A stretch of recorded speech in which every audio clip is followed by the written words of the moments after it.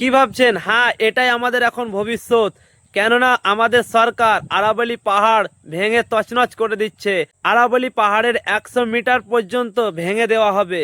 কেননা কোর্ট থেকে নির্দেশ দিয়েছে যে জমিন থেকে 100 মিটারের মধ্যে যেই পাহাড়গুলো আছে সেই পাহাড়গুলো ভেঙে তছনছ করে দেওয়া হবে। পাহাড় যদি ভেঙে দেয় তাহলে তো গাছপালা শেষ হয়ে যাবে, আর গাছপালা যদি না থাকে তাহলে তো ভালোভাবে বৃষ্টি হবে না। আর বৃষ্টি যদি না হয় তাহলে আমাদের যে ফসল সেই ফসল হবে না।